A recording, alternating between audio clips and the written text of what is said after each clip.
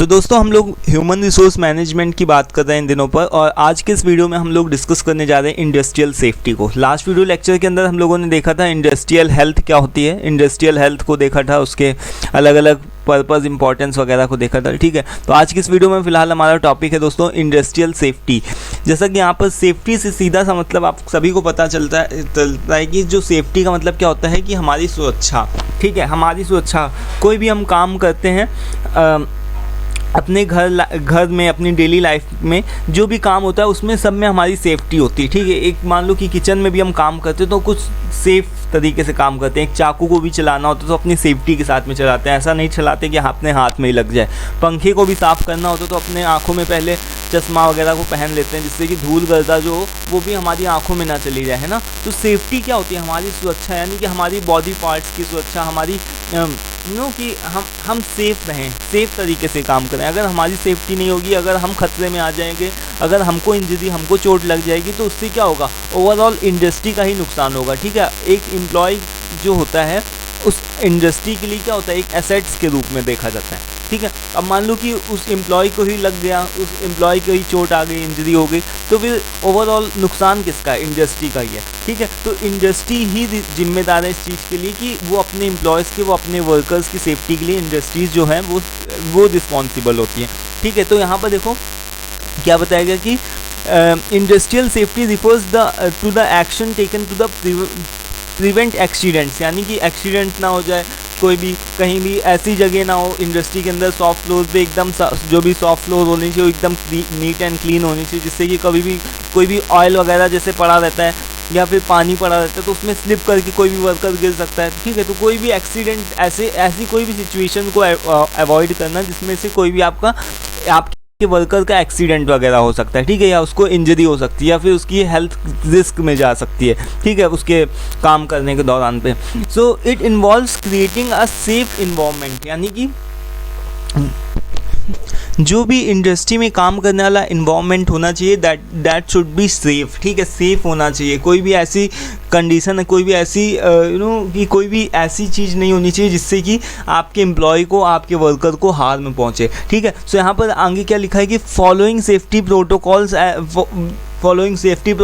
And providing necessary safety equipments to protect workers from harm, यानी कि हमको अपने वर्कर्स की सेफ्टी का ध्यान रखते हुए उनको प्रॉपर इक्विपमेंट्स वगैरह का यूज़ करने के लिए देना चाहिए। जैसे कि देखा जाए तो कई जगह पर वेल्डिंग होती है, कोई जो भी मशीन शॉप्स होती हैं, या फिर कोई देखा जाए तो इंडस्ट्री लेवल्स की बात करी जाए तो कहीं कहीं वेल्डिंग होती है, कहीं ब्रेजिंग होती है, तो वहाँ पर आग के साथ एम्प्लॉयज़ को क्या करना रहता है, आग के साथ उनको कि आग के साथ में उनको काम करना रहता है। तो अब वो क्या है, उस आग से उनको कहीं ना नुकसान हो जाए इसलिए उनको एक पर्सनल पीपीई दिया जाता है, यानी पर्सनल प्रोटेक्टिव इक्विपमेंट्स। ठीक है, पीपीई के बारे में हम लोग आगे पढ़ेंगे। तो उनको ये सारी चीज़ें दी जाती है कि आँख में चश्मा पहनने के लिए दिया जाता है कि उनकी आँख में बहुत ज़्यादा गर्म की वजह से उनकी आँख को ना इफ़ेक्ट पड़े, उनकी आइज़ को इफ़ेक्ट ना पड़े। ठीक है, और फिर उनको ग्लव्स वगैरह दिए जाते हैं कि उनके हाथ ना जल जाएँ। ठीक है, देन आगे और भी बहुत सारी ऐसी चीज़ें दी जाती हैं उनको, अलग से एक जो भी कपड़े होते हैं वो एक अलग तरीके के होते हैं। ठीक है, उनको कैप दी जाती है, ये सारी, यानी कि उनको सेफ्टी इक्विपमेंट्स दिए जाते हैं कि उनकी हेल्थ को कहीं खतरा ना हो जाए। ठीक है, तो इस वजह से ये सारे इक्विपमेंट्स होते हैं जो कि उनको प्रोवाइड करने पड़ते हैं, और ये सब चीज़ें कौन प्रोवाइड करता है, ये इंडस्ट्री ही प्रोवाइड करती है। ठीक है, जिससे कि उसके एम्प्लॉय, उसके वर्कर्स सेफ रहें। ठीक है, अब इसकी देखो नीड क्या है। नीड तो एकदम सिंपल सी बात है, इसमें तो सबसे पहली बात यह कि इससे हमारे जो भी एक्सीडेंट्स हो सकते हैं, वो इंजरीज हो सकती हैं, वो रुक सकता है। ठीक है, एक्सीडेंट होने थे, इंजरीज होनी थी वर्कर्स की, इससे हम बहुत हद तक इसको क्या कर सकते हैं, उसको रोक सकते हैं, प्रिवेंट कर सकते हैं। Now preventing occupational hazards and health risk. देखो, हजार्ड और रिस्क में काफ़ी अंतर होता है।